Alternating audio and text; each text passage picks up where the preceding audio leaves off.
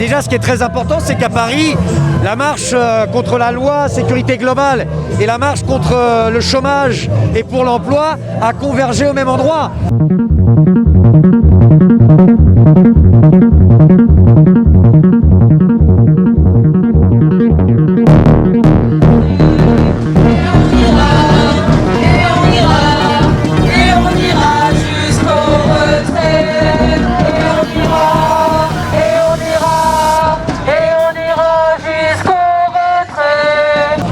C'est un signe de maturité importante de la mobilisation actuelle. Tout le monde comprend bien que la loi sécurité globale, le fait de laisser l'impunité globale, totale à la police, sert à un objectif en fait. Elle sert à l'objectif de faire passer une politique antisociale, faite de plans de licenciement, faite de PSE, faite de gel de salaire, faite de sélection à l'université et de racisme généralisé. Aujourd'hui, ce qui se joue, c'est la possibilité de faire converger ceux et celles qui en peuvent plus des politiques qui ont été menées depuis 40 ans, quels que soient les gouvernements. Les manifestations qu'on a vues ces dernières semaines, elles montrent ce brassage de notre camp social, que ce soit dans les entreprises, dans les quartiers populaires, dans les lieux d'études. Mais la réalité, c'est que le gouvernement, si on veut le faire battre en retraite, il y a une nécessité d'adopter un plan de bataille. Il serait important que la coordination qui se bat contre la loi sécurité globale, les organisations syndicales au niveau national, les organisations politiques et de jeunesse se retrouvent pour discuter d'un plan de bataille. Vous vous rendez compte comment depuis 2016, en fait, ils nous disent à chaque fois qu'on a perdu, ils nous disent à chaque fois qu'on est à genoux, et à chaque fois il y a une nouvelle mobilisation, à chaque fois il y a des nouvelles portions de notre camp qui se met en branle et qui se met à se battre. Aujourd'hui, il faut que tout le monde le fasse en même moment et ensemble.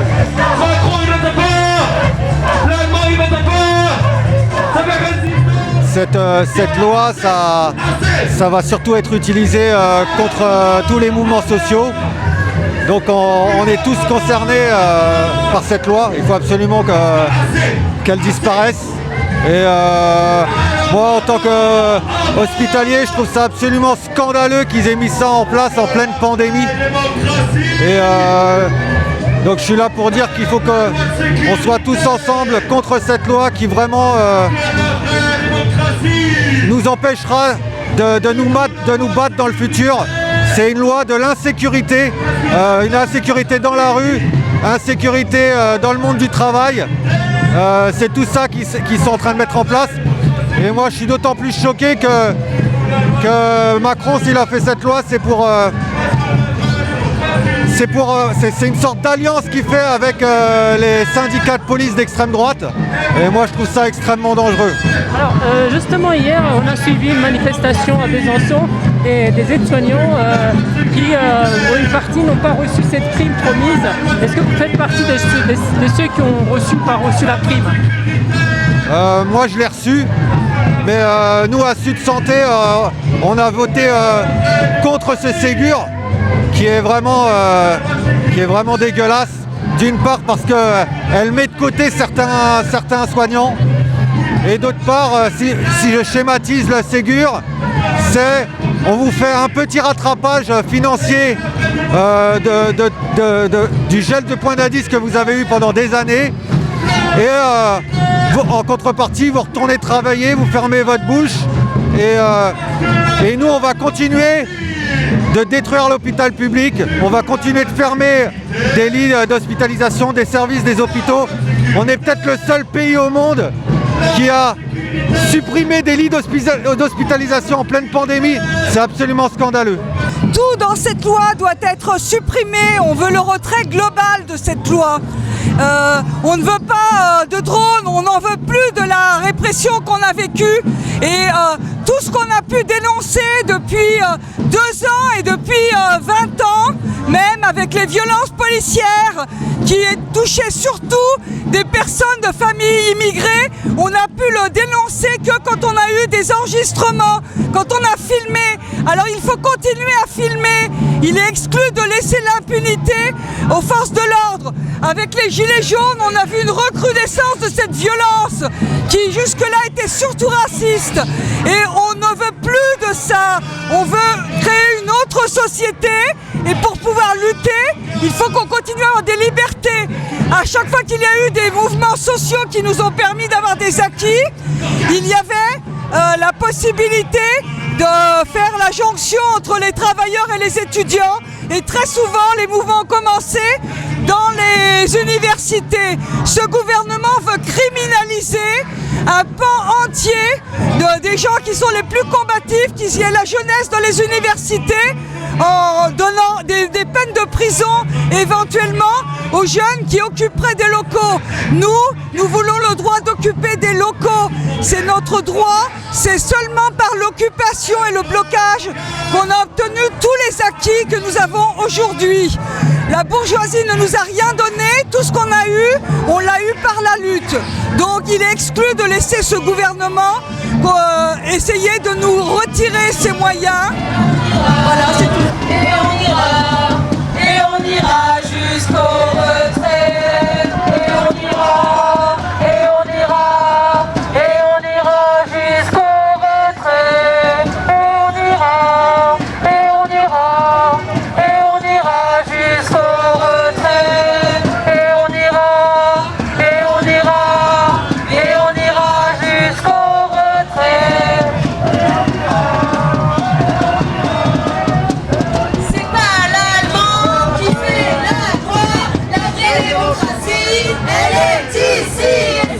Ça fait 3 semaines que la coordination se mobilise. 90 marches à 4 semaines, on me dit le temps passe vite. Merci Manu. 90 marches aujourd'hui et manifestations dans toute la France.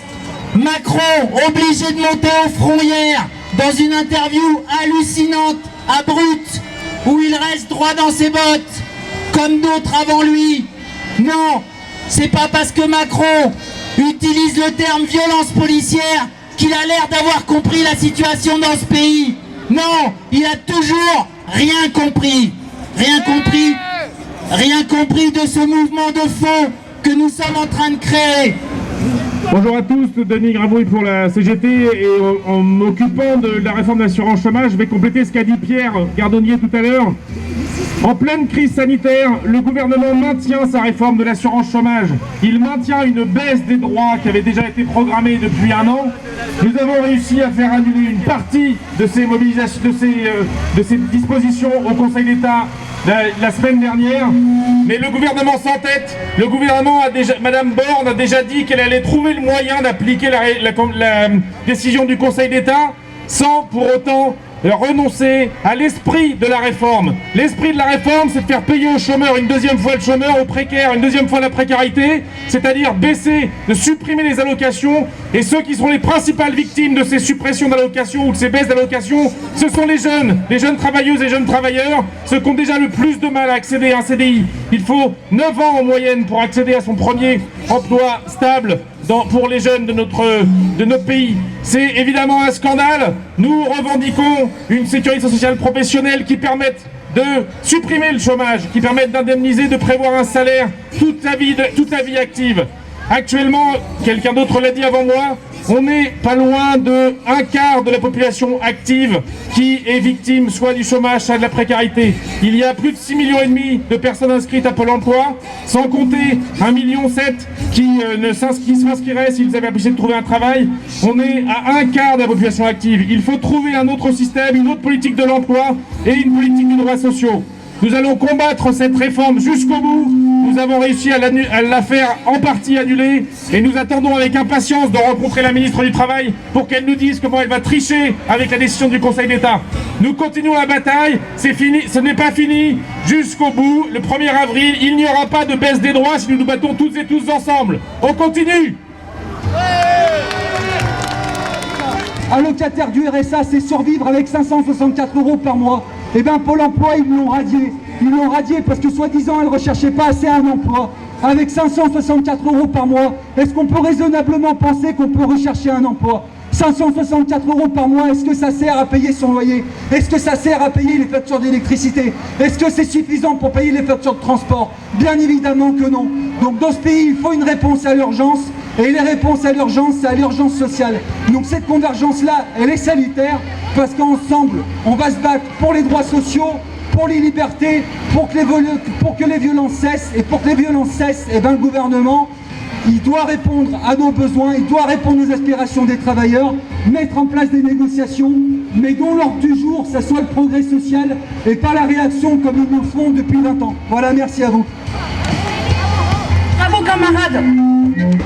Excusez-moi, je renouvelle notre indéfectible soutien à toutes et à tous, à tous nos camarades gilets jaunes antifascistes, aux banlieues, à la jeunesse, aux grévistes, aux exilés, aux réfugiés, aux journalistes, aux féministes. Un peuple uni ne sera jamais vaincu. Voilà, excusez-moi, je suis juste très stressée. J'aime pas prendre la parole, mais je viens prendre la parole parce que mes sœurs, mes camarades femmes gilets jaunes, qui ont été blessées grièvement par la police durant ces 2 dernières années, malheureusement certaines ne sont pas en état physique de pouvoir être là aujourd'hui avec nous. Alors, je voulais dire à M. Macron que les femmes précaires, les femmes des résidences sociales, des 115, des CHRS, de tous les foyers, on ne sera pas la caution de ce gouvernement raciste et violent. Je viens pour dire à M. Macron que nous demandons vérité et justice pour toutes les femmes militantes et résistantes blessées et tuées ces 2 dernières années. Je pense à Maria qui a été agressée à la police à Marseille en 2018, 19 agrafes à la tête. On sera là pour Geneviève Leguet. Le procureur de Nice a reconnu avoir dédouané la police pour protéger Macron. On sera là pour Vanessa, victime d'un tir de LBD et dont la vie a basculé le 15 décembre 2018 alors qu'elle manifestait pacifiquement. On sera là pour la jeune Lola, touchée par un tir de flashball lors d'une mobilisation organisée à Biarritz. On sera là pour Zineb, tuée par la police alors qu'elle fermait ses volets pour se protéger des gaz lacrymogènes. On soutient sa famille, on soutient sa fille, on pense à elle aujourd'hui. On demande une plaque commémorative comme il y a eu pour Malik. On veut des plaques partout en France pour Zineb Redouane, tuée, assassinée par la police à Marseille. On demande vérité et justice. On sera là pour Mélanie, maman de 2 enfants qui a reçu un coup de matraque à la nuque lors de l'acte 23 de la mobilisation des Gilets jaunes et qui souffre encore aujourd'hui. On sera là partout, Monsieur le Président, on sera là devant l'IGPN, on sera là devant l'Élysée s'il le faut. On demande vérité et justice pour toutes nos sœurs blessées, pour tous nos camarades blessés, pour Zineb Redouane tuée. Et on sera là, on vous rappelle toujours, jusqu'à ce qu'il y ait vérité et justice, que les bourreaux soient condamnés, que les policiers soient condamnés et que les donneurs d'ordre soient condamnés. On demande un jugement au tribunal de M. Castaner, de M. Lallemand, de M. Darmanin et la démission de Macron, la destitution s'il le faut. Ce gouvernement est assassin. Nous serons là, les femmes précaires seront là, M. Macron. Merci beaucoup. Oui, pour la fonction publique et pour la CGT à nouveau, nous l'avons dit, la crise sanitaire qui a été terrible depuis ces dernières semaines se transforme en crise sociale, en crise économique et maintenant en crise démocratique. Il y a des millions de personnes qui sont privées d'emploi, des millions de personnes qui n'ont pas suffisamment de revenus pour subvenir à leurs besoins, des besoins essentiels, des besoins alimentaires. La réponse de Macron n'a pas été à la hauteur. Le plan de relance qui permet de déverser des centaines de milliards pour les grandes entreprises qui, pour la plupart, continuent à restructurer, continuent à licencier. Aucune contrepartie n'a été demandée par rapport à ces aides. Aucune aide pour les plus précaires, pour la population qui a de plus en plus de difficultés. Alors, les services publics et la fonction publique qui ont montré pendant cette crise sanitaire combien ont été nécessaires pour faire face à la crise sanitaire, pour faire face à la crise sociale. Au lieu de développer ces services publics et cette fonction publique, Emmanuel Macron, le gouvernement et la fonction publique continuent à restructurer, continuent à supprimer des postes d'agents dans la fonction publique. Il faut développer ces services publics et la fonction publique. Il faut un budget à la hauteur et arrêter ces politiques d'austérité. Alors oui, nous sommes là pour le dire. Il y a aussi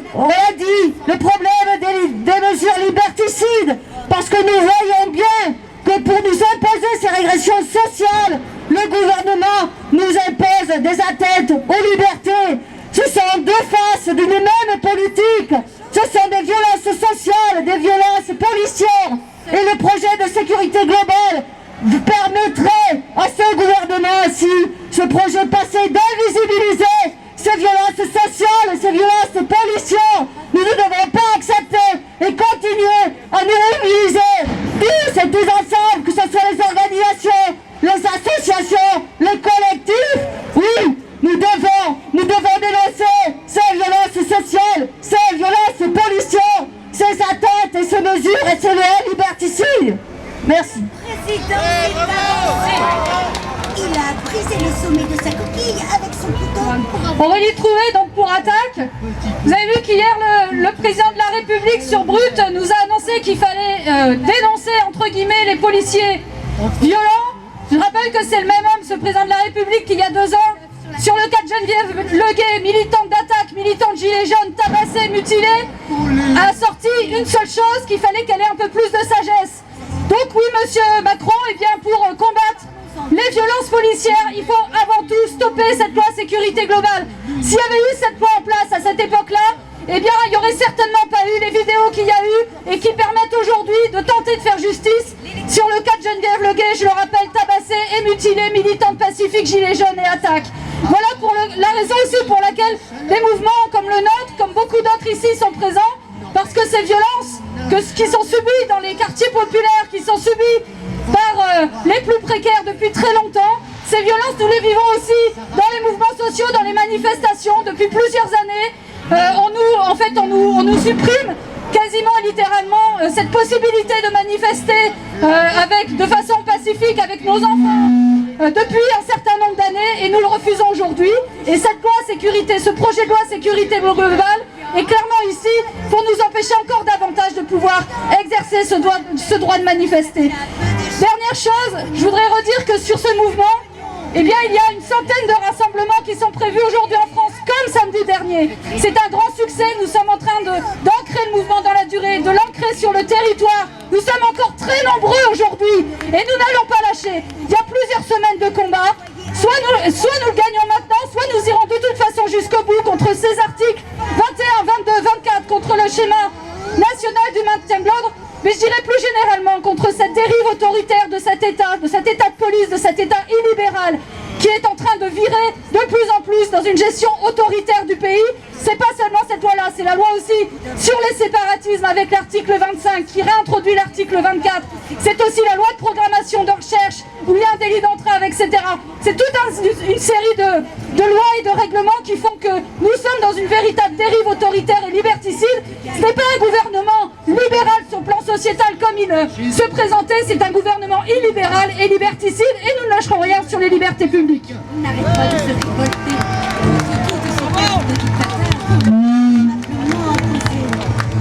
Je voudrais rappeler l'article 11 du préambule de la Constitution de 1946. Tout être humain qui, en raison de son âge, de son état physique, de sa situation économique, se trouve dans l'incapacité de travailler, a le droit d'obtenir des moyens convenables d'existence. Eh bien, ce sont tous ces droits fondamentaux qui sont systématiquement violés. Et en 2020, comme en 2015 ou 2021, ce n'est pas tolérable. Nous réclamons l'abrogation complète de la réforme de l'assurance chômage, qui met dans la misère des dizaines de milliers de gens, de précaires, de femmes, de jeunes. Nous réclamons l'abrogation du décret du contrôle des chômeurs. Nous réclamons 100% des chômeurs indemnisés. Nous réclamons la prolongation d'1 an des droits à compter de la fin de la crise sanitaire. Une indemnisation permettant de vivre décemment, un toit pour toutes et tous. Et pour financer tout ça, il y a l'égalité salariale, il y a la hausse des cotisations patronales, il y a la taxation des dividendes, il y a l'ISF, l'égalité des droits pour toutes et tous, régularisation des sans-papiers, pour permettre l'accès aux droits fondamentaux. Voilà comment on réduit la violence sociale. Merci. Les vieux dans la galère. Liberté. égalité, fraternité. Amis citoyens, compagnons et camarades, je vous apporte le salut fraternel de la libre pensée, tant au niveau national qu'au niveau de la Fédération de Paris. Cette loi est dangereuse. Cette loi est dangereuse et confirme la dérive autoritaire de ce gouvernement. Au regard de tous ces articles, c'est la loi entière qui est la négation des libertés démocratiques. Il n'y a pas que l'article 24 du projet de loi sécurité globale qui pose problème. Tous les articles de ce projet sont des atteintes aux libertés démocratiques, y compris, camarades, celui permettant la création d'une police municipale à Paris. Les articles 21, caméra piéton, et 22, surveillance drone, sont eux aussi attentatoires aux libertés. Sans compter les articles 1 à 5 portant sur les polices municipales et les services de sécurité privés qui dénaturent les missions de service public et tendent vers une privatisation des services de sécurité. Heurtant ainsi de front l'article 12 de la Déclaration des droits de l'homme et du citoyen. De la loi de sécurité globale à celle sur le séparatisme, nous assistons à un recyclage de l'article 24. C'est dans ce même élan que d'autres textes liberticides sont en préparation. En particulier le projet de loi sur le séparatisme qui prévoit de dénaturer les lois de liberté fondatrices de la République. À commencer par celle de 1905 qui consacre la séparation des églises et de l'État et celle de 1901 sur la liberté des associations. Ça a été prévu aussi. Oui, absolument. Donc je termine. Ce projet laisse contre lui les associations authentiquement laïques, les syndicats, les associations d'élus et même la plupart des cultes. Ce projet doit être retiré. La libre pensée exige le retrait global, le retrait total de la loi de sécurité globale, l'abrogation de la loi instaurant à nouveau l'état d'urgence sanitaire jusqu'au 1er avril 2021, l'abrogation de la loi du 30 octobre 2017 renforçant la sécurité intérieure et la lutte contre le terrorisme qui a déjà porté atteinte aux libertés et droits fondamentaux, l'abrogation de la loi du 23 mars 2020 d'urgence sanitaire qui étend au domaine sanitaire la restriction des libertés démocratiques et le renoncement au projet de loi sur le séparatisme. La libre pensée se félicite de la grande convergence unitaire entre toutes les forces associatives, syndicales, politiques, philosophiques, contre la loi de sécurité globale. Je vous remercie. Merci. Benoît Tess, donc le secrétaire général de la FSU. Oui, bonjour. Un tout petit mot pour la FSU pour dire qu'on est pleinement engagé dans ce combat pour les libertés, pour l'avenir de la jeunesse. Quel avenir construit-on avec ces lois liberticides, avec cette méfiance envers la jeunesse, avec cette défiance entre la police, la population? Il ne suffit pas de regretter, comme l'a fait M. Darmanin, que la police se soit vue supprimer des mois de formation. Il faut tout changer de fond en comble. Il faut revoir la politique en matière de maintien de l'ordre, en matière de sécurité, pour une police républicaine au service de la justice et au service des citoyens. La FSU est pleinement dans ce combat et c'est un combat de fond si j'en juge par le nombre que nous sommes aujourd'hui. Et ce combat, il doit continuer, il va continuer et on reste évidemment mobilisés. Les mines d'or, ceux qui font pleurer les arbres, ceux qui fabriquent les pneus avec lesquels d'autres rouleront, ceux qui s'habillent avec des vêtements que d'autres sont portés, ceux qui... Donc nous allons entendre la quadrature.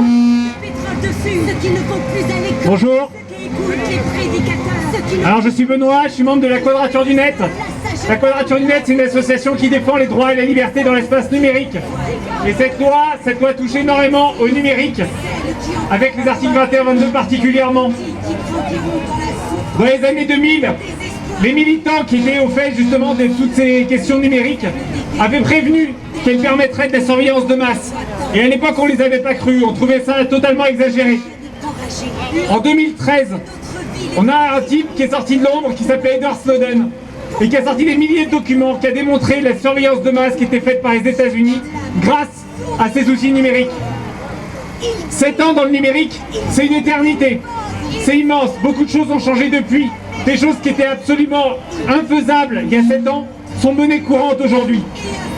Avec la loi sécurité globale, on va démultiplier les flux vidéo, on va démultiplier les gens qui vont pouvoir avoir accès à ces flux vidéo et surtout, on va pouvoir installer dessus de l'analyse automatisée en temps réel avec de la reconnaissance faciale et avec de l'analyse d'image totale.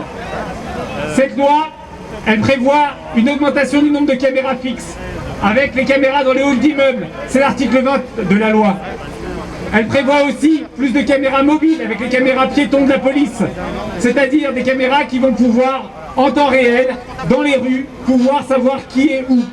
C'est l'article 21. Plus de caméras dans les airs aussi, avec les drones.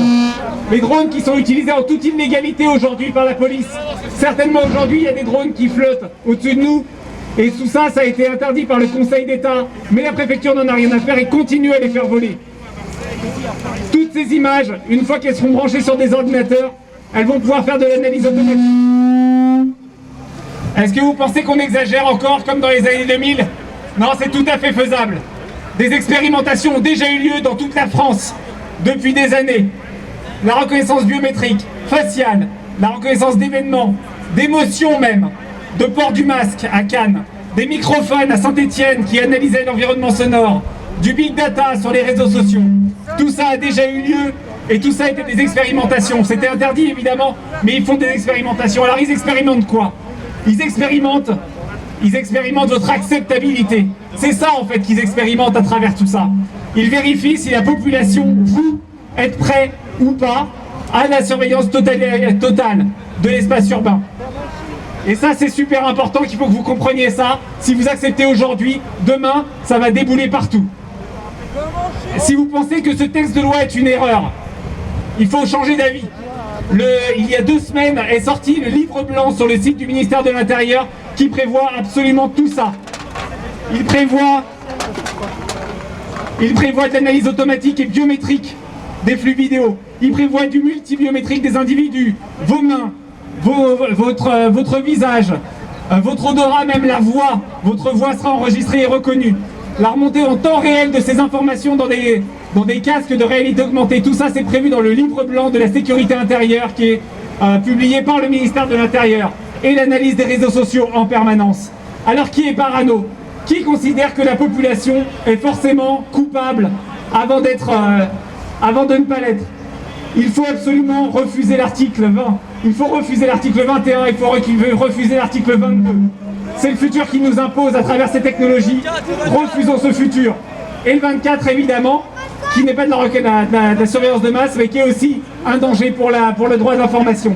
Cette loi ne doit donc ni passer ni aujourd'hui, ni jamais. Merci. Police partout, image nulle part. Police partout, image nulle part. Bonjour, Christophe Prudhomme, je suis médecin urgentiste et à la CGT Santé. Je vais d'abord vous parler comme médecin. Nous en avons assez à l'hôpital de recevoir des blessés et des éborgnés par les LBD. Il faut savoir que mes collègues, ils ne s'expriment pas souvent de cette manière-là, mes collègues professeurs d'ophtalmologie ont écrit au président Macron pour demander l'interdiction des LBD qui créent des handicapés à vie. Nous sommes une des rares polices au monde à utiliser ce type d'armes contre les manifestants. Il faut savoir aujourd'hui, j'ai entendu hier un immigré qui comparait la manière dont il a été traité par la police en France à la manière dont il avait été traité par la police en Afghanistan et en Iran. Voilà la comparaison qu'on fait aujourd'hui. Alors, cette police qui brutalise, qui mutile et qui nous donne aujourd'hui du travail à l'hôpital, ça suffit. Interdiction des LBD, interdiction de toutes ces armes. Ensuite, à l'hôpital aujourd'hui, parce que c'est une journée pour l'emploi, à l'hôpital, dans l'action sociale, nous avons besoin d'emploi. S'il y a la crise aujourd'hui, c'est pas parce qu'il y a trop de malades, c'est parce que nous ne sommes pas assez nombreux dans les hôpitaux, dans les EHPAD, pour nous occuper des patients et des résidents. Et donc, les besoins, nous les avons chiffrés. C'est 100 000 emplois à l'hôpital, 200 000 emplois en EHPAD, et 100 000 emplois pour l'aide à domicile, sans compter tout ce qu'il faut pour le secteur du handicap et du social. Ce sont des emplois utiles. Il ne manque pas de jeunes aujourd'hui qui sont prêts à s'engager dans ces métiers. Donc il faut les former et il faut les embaucher. Il faut les embaucher dans un grand service public de la santé et de l'action sociale, et non pas dans des boîtes, comme vous avez pu voir, comme Corian, Orpea, c'est Sensu, qui profitent de ce qui s'appelle l'or gris, c'est-à-dire de la vieillesse, et qui font payer 3 000, 4 000 euros par mois pour un service lamentable dans ces EHPAD, dans ces maisons de retraite. On ne veut plus de secteur privé à but lucratif dans la santé et dans l'action sociale. L'argent de la sécurité sociale, c'est pour le service public, c'est pour les emplois statutaires, et le meilleur emploi statutaire, eh bien, c'est le statut de fonctionnaire. Donc, aujourd'hui, on a besoin d'embauche dans la santé et dans l'action sociale. Il faut former les jeunes, les embaucher sous les emplois à statut, et le meilleur statut, c'est le statut de la fonction publique. Merci à tous.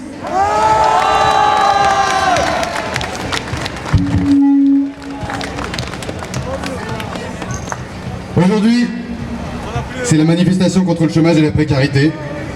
Et nous, représentants des personnels de Pôle emploi, SNU Pôle emploi FSU, Sud Emploi et CGT Pôle emploi, nous participons, comme chaque année, à la manifestation contre le chômage et la précarité, aux côtés des organisations de chômeurs.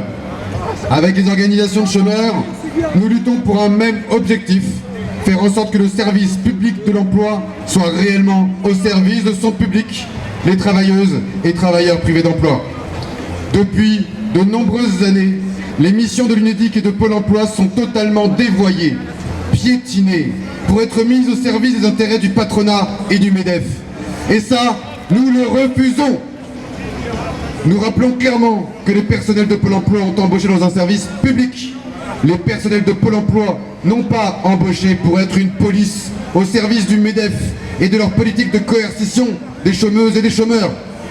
Nous refusons ce rôle et nous luttons avec les organisations de chômeurs pour affirmer l'UNEDIC comme un organisme social de solidarité des travailleurs et réaffirmer Pôle emploi comme un véritable service public. Le MEDEF et le gouvernement veulent transformer le service public de l'emploi en un centre de dressage des travailleurs pour pouvoir imposer des offres d'emploi aux conditions de travail toujours plus mauvaises, des salaires toujours plus bas et faire de la précarité la norme du travail en France. C'est pourquoi le MEDEF et le gouvernement manœuvrent de concert pour imposer des conventions relatives à l'indemnisation du chômage toujours plus défavorables pour les travailleuses et travailleurs privés d'emploi. C'est pourquoi le MEDEF et le gouvernement manœuvrent de concert pour faire de Pôle emploi un instrument de coercition et de domination des chômeuses et des chômeurs. Dans cette politique coercitive à l'égard des travailleurs privés d'emploi, il y a tout un arsenal de mesures répressives qui ont été progressivement mises en place et qui ont abouti au décret du 28 décembre 2018, publié le 30 décembre 2018, sur le renforcement du contrôle et des sanctions. Après avoir compressé les effectifs de Pôle emploi, on transfère les effectifs vers le contrôle des chômeurs et on met en place un arsenal répressif qui formalise clairement une politique de criminalisation des travailleurs privés d'emploi. Le décret du 28 décembre 2018 prévoit des peines planchées, un échelonnement des sanctions en cas de récidive, une période probatoire de 2 ans, une double peine avec la suppression des allocations. On assiste à une véritable judiciarisation des sanctions et une brutalisation de la gestion du chômage par le gouvernement. Pour nous, syndicats des personnels de Pôle emploi, SNU, FSU, Sud et CGT, ce décret est une véritable honte pour notre établissement. Cette politique de criminalisation des chômeurs poursuit un objectif bien précis, celui de faire croire que les chômeuses et les chômeurs sont responsables du chômage. Pour imposer cette précarisation du travail à leur profit, l'État et le patronat ont besoin de faire reporter la responsabilité de cette politique sur le dos des travailleuses et des travailleurs. Et même si le chômage ne cesse de se massifier depuis 40 ans, l'État et le patronat voudraient nous faire croire que ce sont les travailleurs privés d'emploi qui sont responsables du chômage. Mais quelle honte! Quelle hypocrisie! Les vrais responsables du chômage, ce sont les grands patrons, les grands groupes qui licencient pour faire toujours plus de profit. Le vrai responsable du chômage, c'est ce système économique fondé sur l'iniquité et les inégalités. Les vrais responsables du chômage, c'est le système capitaliste et ceux qui en profitent, pas les salariés. Nous, organisation syndicale des personnels de Pôle emploi, SNU Pôle emploi FSU, Sud emploi et CGT Pôle emploi, Nous refusons d'être le bras armé du MEDEF dans sa politique de misère et de précarité. Nous continuerons à nous battre aux côtés des organisations de chômeurs pour réaffirmer le service public de l'emploi dans son rôle de solidarité entre les salariés contre un système économique inique. Et ça implique bien évidemment l'abrogation de la réforme de l'assurance chômage et l'abrogation de ce décret de la honte sur le renforcement du contrôle et des sanctions. Nous sommes déterminés à nous battre avec vous, ensemble et jusqu'au bout. Je vous remercie. Et maintenant, je vais passer la parole à Louise Thor, qui est avocate des Black Rob Brigades. C'est des avocats qui luttent contre les lois liberticides et pour les droits humains de toutes et tous, qu'ils aient ou non la nationalité française, qu'ils soient ou non considérés comme citoyens. Citoyens, amis, avocats, on est là ou pas? On est là pour défendre nos droits. La précarité, l'illégalité, la justice, nos combats, ensemble, aujourd'hui. La justice, on y est tous les jours. Déjà, le combat contre la police est un combat jamais égalitaire, jamais. Et aujourd'hui, à nouveau, les lois qui sont proposées, qui sont adoptées, sont des lois qui vont augmenter cette inégalité, sont des lois qui vont augmenter la précarité de vos droits. Nous ne serons plus rien, nous ne pourrons rien faire lorsque nous serons à terre et victimes de coups de pompe. Que pourra faire votre avocat? Finalement, la loi permettra tout ça. Aujourd'hui, nous, la Black Rob Brigade, le SAF, les avocats qui sont aux côtés des humains tous les jours, des justiciables, on ne peut pas ne pas venir manifester à vos côtés. On ne peut pas laisser cette précarité de nos droits, de notre quotidien, augmenter tous les jours. Alors on est là, avocats, à vos côtés. Cette loi, l'article 24, toutes les lois qui sont là uniquement pour nous surveiller, pour vous surveiller, pour empêcher vos libertés, pour nuire aux droits de chacun. Ces lois-là, on ne les acceptera pas. Alors on fera de la communication en face, on nous dira comme d'habitude n'importe quoi, mais demain on sera encore là, jusqu'à ce que nos droits puissent être respectés, jusqu'à ce que la déclaration des droits de l'homme ne soit pas que du vent et que la réalité ne soit pas le contraire de tout ça. Nous, avocats, on est là, à vos côtés. On est là!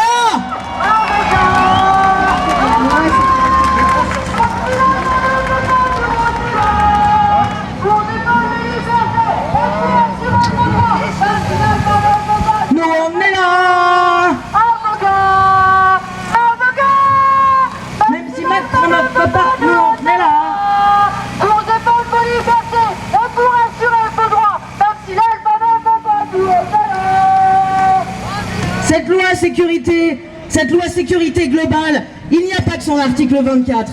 Il y a les drones, il y a les réductions des droits des détenus, il y a armer la police municipale, il y a la privatisation de la sécurité. C'est la mort de nos libertés, c'est la mort de nos droits. Ça commence par le social, et puis ensuite ça va sur la justice, ça va sur l'hôpital. Qui est au service de qui aujourd'hui? Cette loi sécurité globale, c'est une loi où le citoyen n'est plus rien. C'est une loi où on nous met en avant la liberté simplement et comme droit à la sécurité, simplement pour annihiler aux droits et puis pour préserver l'équilibre du plus fort qui restera toujours le plus fort contre le plus faible. Quel est l'intérêt de filmer les manifestations? Quel est l'intérêt de la reconnaissance faciale? Quel est l'intérêt aujourd'hui de priver un détenu de ses droits les plus élémentaires parce que sa prétendue victime ferait partie des policiers? Tout cela est inacceptable.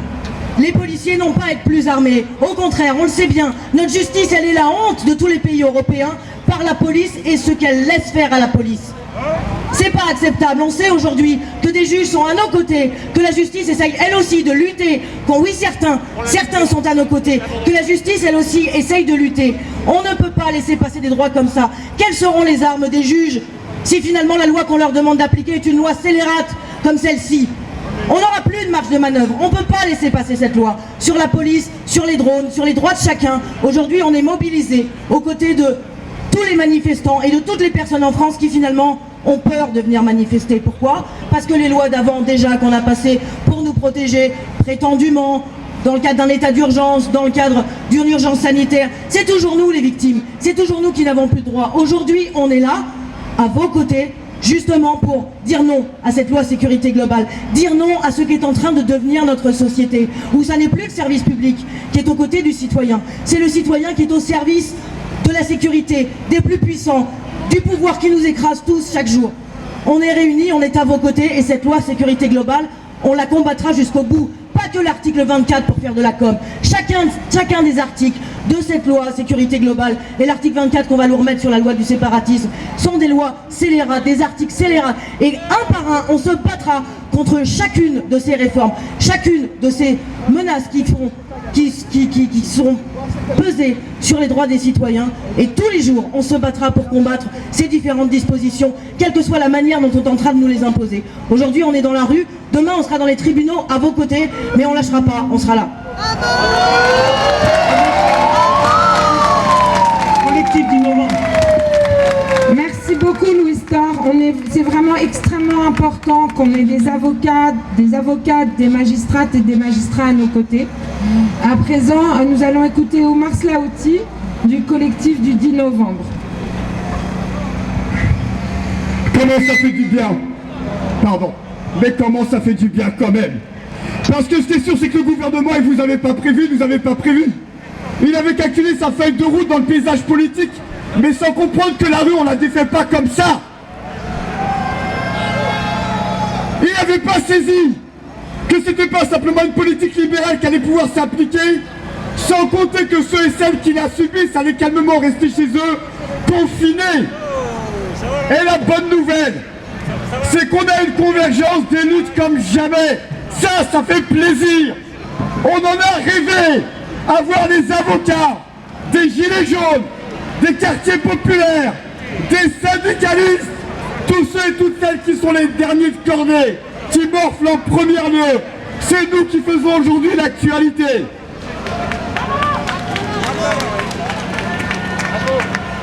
Et ils croyaient en plus qu'avec sa politique antisociale, avec son million d'emplois qui disparaît d'ici décembre 2020, que nous allions être tous focalisés, tétanisés par leurs propositions complètement antilibérales, dans laquelle on inclut la contre-réforme de l'assurance chômage. Voilà pourquoi on a raison d'être ici avec les précaires, les chômeurs et les chômeuses. On a raison d'être ici et nous on le dit. À partir du collectif du 10 novembre contre l'islamophobie, il y a un an, jour pour jour, on organisait une grande mobilisation qu'on pourrait résumer en deux mots: égalité et dignité, pour tous et pour toutes, quelle que soit sa religion ou sa non-religion, sa couleur de peau, quel que soit l'endroit où on habite. Cette idée simplement qu'on doit être conjugués à égalité de droits les uns et les autres. Voilà pourquoi nous sommes aujourd'hui présents et présentes, parce qu'on le dit, si la loi sécurité globale est une loi liberticide qu'il faut mettre à la poubelle, et la bonne nouvelle, on vous la donne, on la mettra à la poubelle, c'est qu'il va falloir être aussi nombreux et nombreuses contre ce qu'ils appellent la loi séparatisme, qui n'est rien d'autre qu'un recul de tous nos droits et qui visent certaines catégories de la population, parce que musulmans et musulmanes, de cela, on ne l'accepte pas. C'est une loi discriminatoire qui vise certaines catégories de la population. C'est une loi islamophobe. Cette même loi dont on voit les prémices aujourd'hui, avec tellement de dissolutions dans le CCF dernièrement. Le fait de mettre, écoutez tous, des enfants de 10 ans en garde à vue pendant plus de 10 heures. C'est ça ce gouvernement. C'est ça le résultat de ces lois liberticides et en l'occurrence racistes. Et on le dit, si vous êtes offusqué par l'article 24 et à juste titre, vous le savez aussi, l'article 25 de la loi séparatisme, c'est rien d'autre que de ressusciter l'article 24 en pire, en plus grave. Voilà pourquoi si on est aujourd'hui mobilisé contre la loi sécurité globale, on sera aussi mobilisé contre la loi séparatisme. Et de ce point de vue-là, on vous donne un rendez-vous. Le rendez-vous, c'est samedi prochain à 14h30. Si tu croyais être reposé, c'est mort. Le samedi, c'est à nous. Ça nous rappelle la belle séquence des Gilets jaunes. Eh bien, samedi prochain, 14h30, Pont Saint-Michel, contre toutes les lois liberticides et en l'occurrence contre la loi séparatiste. On lâche rien et on gagnera. Oui, donc, comme je le disais tout à l'heure, on est quand même de plus en plus nombreuses et nombreux. Il y a à peu près plus de 80 rassemblements sur tout le territoire. Ici, à Paris, la place de Gambetta est remplie. C'est pour ça que nous avons de plus en plus de mal à avancer, mais nous avançons. Maintenant, je passe la parole au camarade de la FIP. Pardon. Voilà Farid Benaï qui va prendre la parole pour le Front Uni des immigrations et des quartiers populaires. Farid Benaï. Et Ismaël. Contrôle aux faciès, humiliation, passage à tabac, crime policier. Ici, on connaît toutes et tous de quoi est capable la police. Ça fait trop longtemps que ça dure. On se souvient aussi de nos martyrs, paix à leurs âmes. Il y a 2 ans, le 2 décembre 2018, c'est la vie d'une femme de 80 ans que la police a volée. Cette femme, elle s'appelait Zineb Redouane. Elle avait été touchée par une grenade lacrymogène alors qu'elle fermait ses volets en marge d'une manifestation des Gilets jaunes à Marseille. Salaud! Comme d'habitude, les rapports d'expertise ont d'abord innocenté les policiers. Je cite, un tir accidentel. Mais la semaine dernière, le média d'investigation Disclose et un groupe de recherche ont contredit ce récit grâce à une modélisation 3D des événements permise par des vidéos postées sur les réseaux sociaux. Une preuve encore de l'utilité de filmer la police. C'est notre droit, mais c'est aussi notre devoir. Car filmer la police, c'est peut-être sauver des vies. Et particulièrement les vies de celles et ceux qui subissent au quotidien et depuis des décennies dans les quartiers populaires les crimes, les humiliations et le harcèlement des policiers. La machine répressive en marche depuis toujours dans nos quartiers s'accélère. Les nombreuses gardes à vue d'enfants accusés d'apologie du terrorisme ou encore les attaques envers de nombreuses associations de défense des musulmanes et des musulmans comme le CCIF sont autant d'éléments pour mesurer la violence et l'autoritarisme du gouvernement. Dans ce contexte, les journalistes doivent pouvoir rendre compte de ces violences pour contribuer au combat pour la vérité et la justice.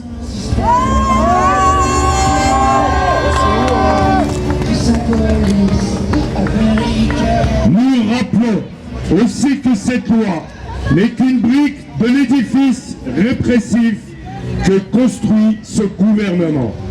La loi de séparatisme qui sera étudiée à l'Assemblée le 9 décembre est l'occasion de l'État de poursuivre la stigmatisation et la répression des musulmanes et musulmans. Il y voit également une fenêtre de tir, bien sûr, pour faire passer son article scélérat, son article 24, cet article qui veut nous enlever le droit de filmer la police. Ce même article que les députés se sont engagés à réécrire. Quelle hypocrisie! Mépris, casse sociale et cadeaux riches font le quotidien des politiques gouvernementales. Nous le savons bien, la loi sur la sécurité globale et celle sur le séparatisme appartiennent à la même offensive réactionnaire pour faciliter une répression plus violente et légale des mouvements sociaux à venir. Ils vont nous faire taire, alors parlons encore plus fort. C'est pourquoi nous sommes là aujourd'hui, pour exiger la loi de la sécurité globale. C'est pourquoi nous devons être aussi nombreux lors des mobilisations du 10 décembre pour nous opposer à la loi sur le séparatisme. Comme l'ont fait nos aînés le 3 décembre 1983, lors de la marche contre le racisme et pour l'égalité.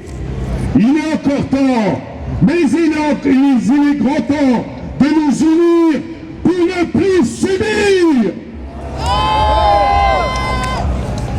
J'ajoute que nous ne pouvons accepter ici le grand hold-up et la présence de SOS Racisme qui a participé à dilapider nos luttes, nos résistances contre le racisme et pour l'égalité des droits depuis 1983.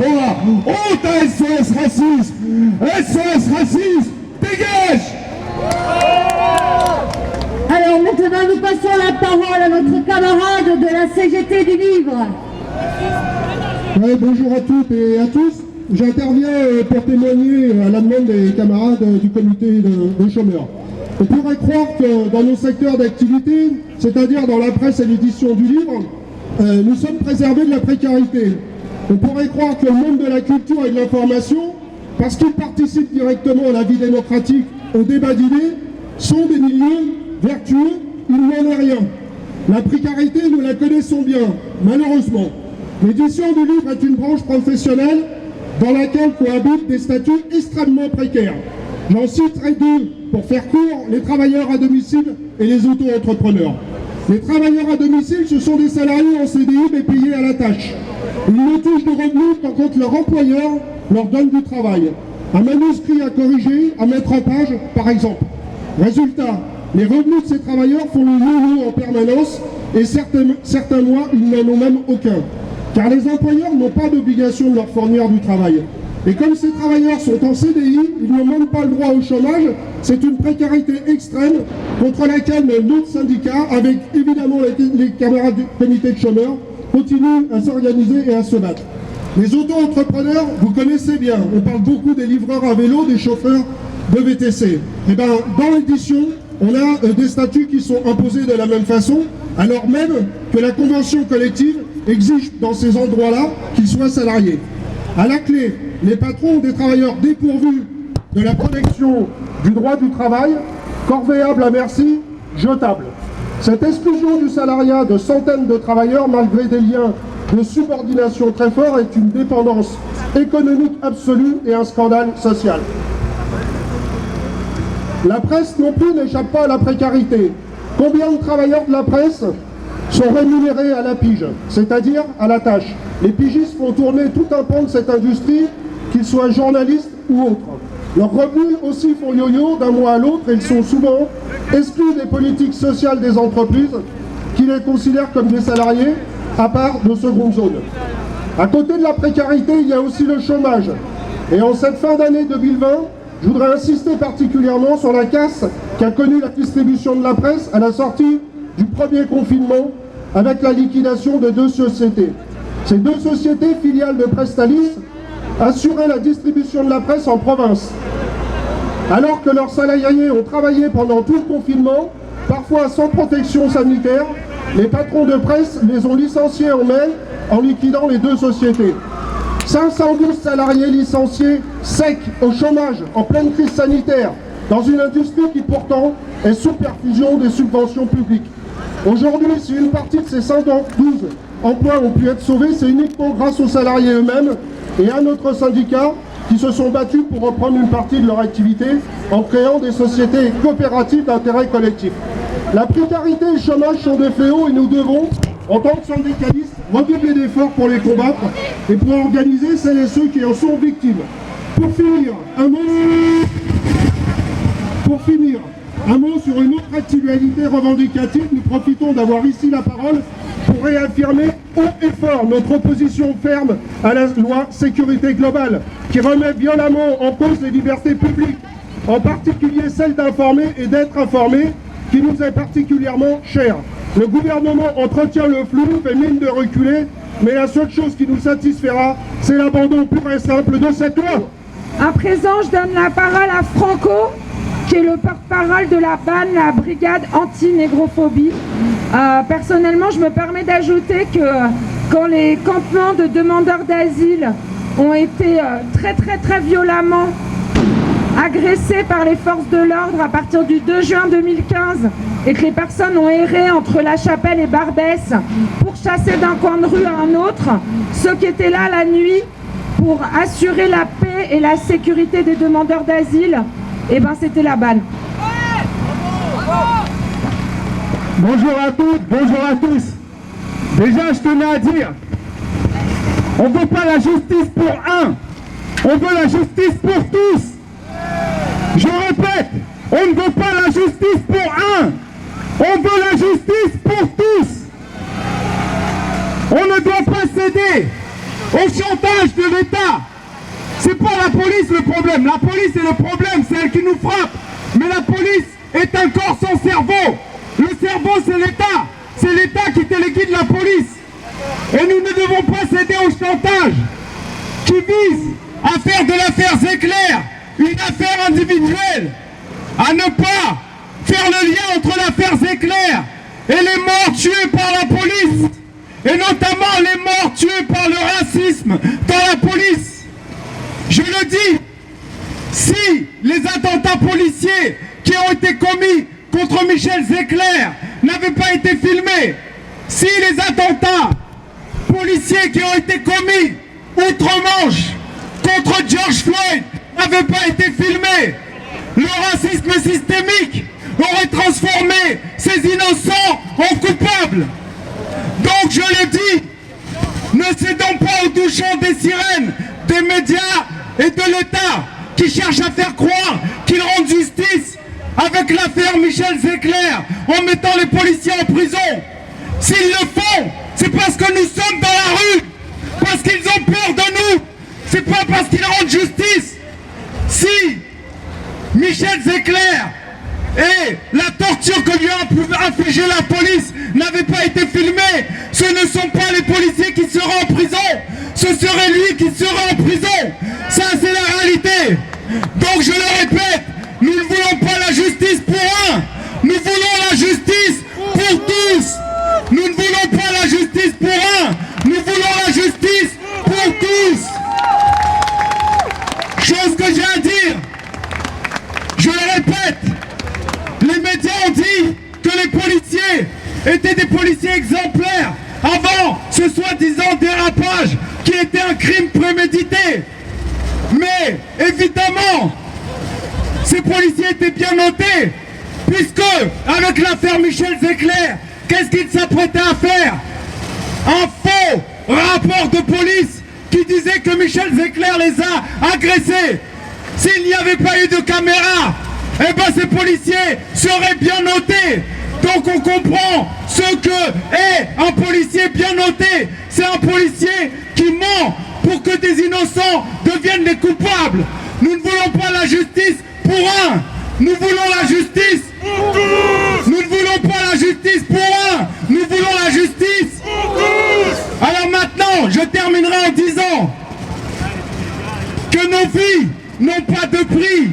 Le racisme systémique essaye de rabaisser le prix de nos vies, mais nos vies n'ont pas de prix. Nous allons les défendre cher, et nous allons défendre cher notre dignité. Et je vous le dis, si un policier nous frappe sans raison, on le frappe.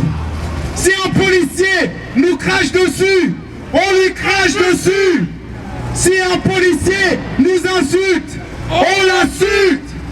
Si un policier nous respecte, on le respecte. Ce sera œil pour œil, dent pour dent. L'État n'est pas avec nous. On va défendre nos propres vies. Et merci à vous tous d'être dans la rue.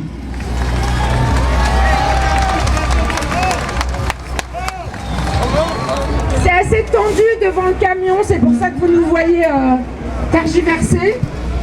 Il y a des gens qui sont en train de revenir, ça sent le gaz. Donc on reste calme, mais on ne veut pas perturber l'intervention de Zina, qui représente la marche des solidarités. Il y a un refus là de personnes qui ont été suivre la foule.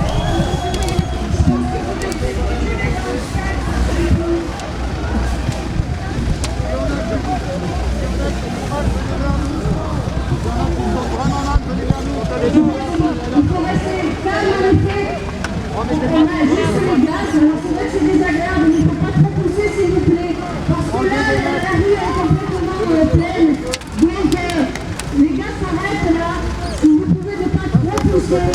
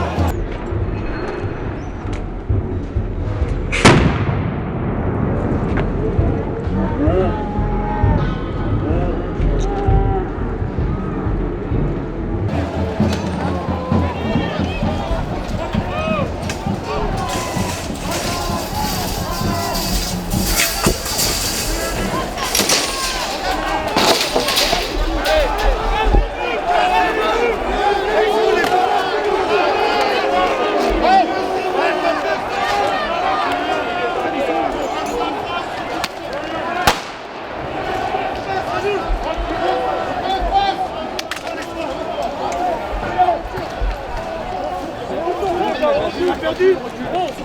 On monte le nom du bâtiment. Le nom du bâtiment, allez, les gars.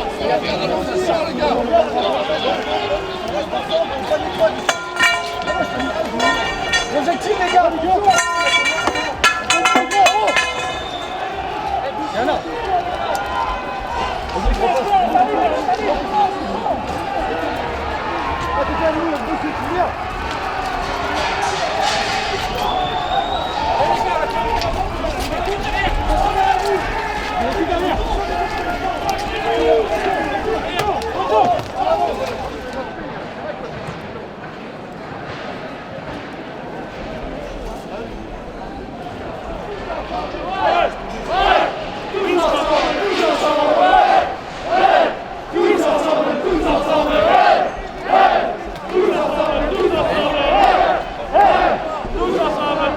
C'est la 4e journée de mobilisation contre cette proposition de loi sécurité globale et schéma de maintien de l'ordre, avec plus de 90 manifestations et rassemblements en France. Donc voilà, on a vu que hier le président Macron a été obligé de monter au front, puisque c'est un tel cafouillage dans le gouvernement, avec le Parlement, le Sénat, que le président Macron a souhaité, alors là quel symbole, s'exprimer dans un média brut face à un journaliste qui est lui-même peut-être le journaliste le plus embêté, le plus entravé dans son travail par les forces de l'ordre chaque week-end. D'ailleurs, on peut se demander si la stratégie de la tension aujourd'hui dans la manifestation parisienne, mise en place par le préfet Lallement, n'est pas liée à la fois au fait que la semaine dernière, je vous rappelle qu'on avait obtenu la levée d'interdiction de manifestation, donc cette semaine, il n'a pas pu interdire la manifestation évidemment, et je pense que pour les forces de l'ordre, voir le président hier interviewé par Rémi Buzine, le même Rémi Buzine qu'ils embêtent tout le temps et qu'ils entravent, ça n'a pas dû faire plaisir aux forces de l'ordre. En tout cas, ce qui se passe aujourd'hui encore au niveau du maintien de l'ordre à Paris est assez hallucinant. On n'a même pas fait, je ne sais pas combien on a fait, 500 mètres, 800 mètres. La manifestation est déjà stoppée. On ne sait pas si on pourra arriver à République avec une stratégie encore de maintien de l'ordre qui est encore totalement hallucinante.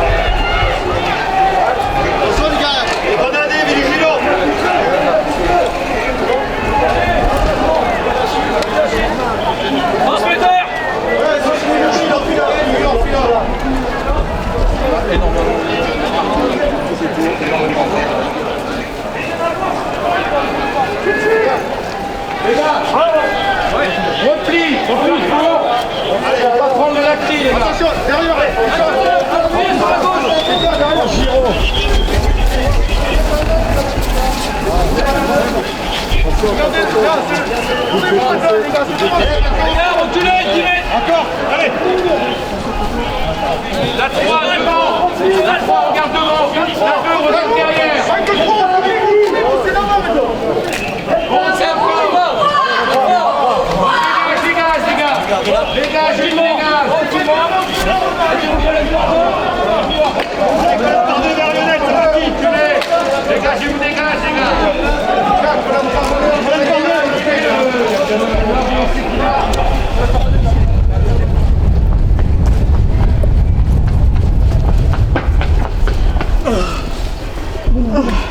Il faut sortir de là. Il faut sortir de là. Voilà. Il faut sortir de là. Je vous sors. Voilà. Voilà. Ça va? Doucement, doucement, doucement. Ça va.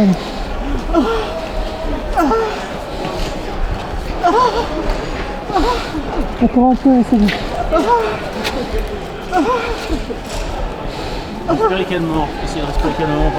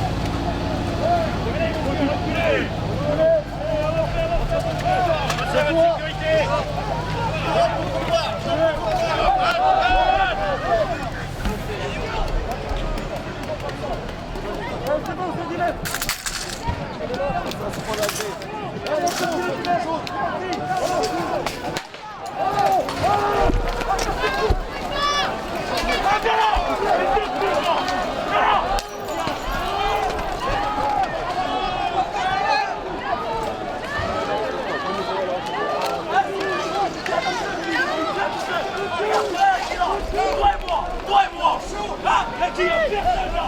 Elles sont combinaisons, y'a personne là. C'est ma mère, bordel de pute.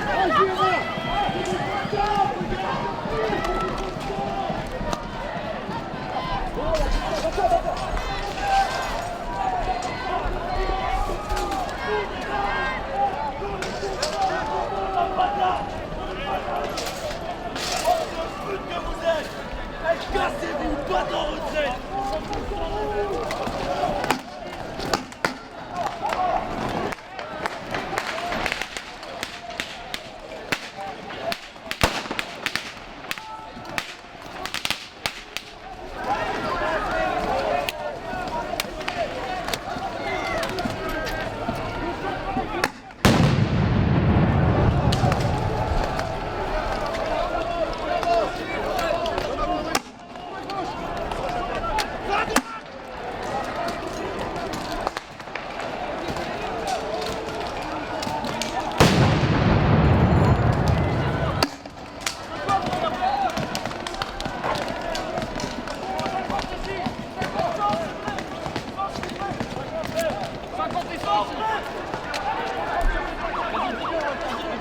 Je le dis,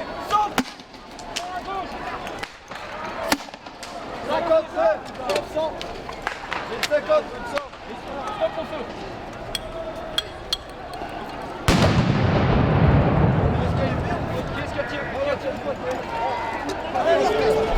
on va casse-toi. On va réouvrir. On va réouvrir. On ouvre.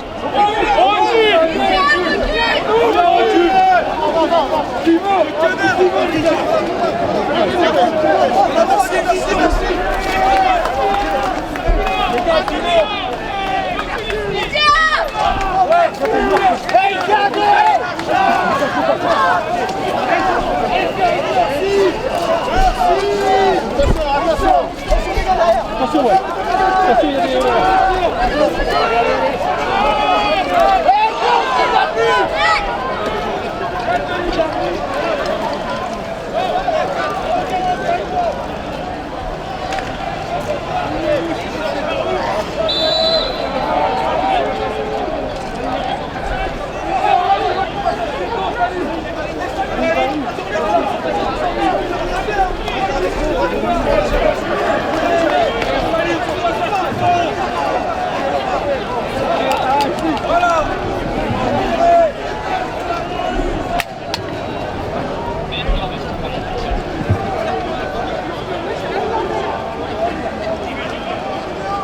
Commissaire,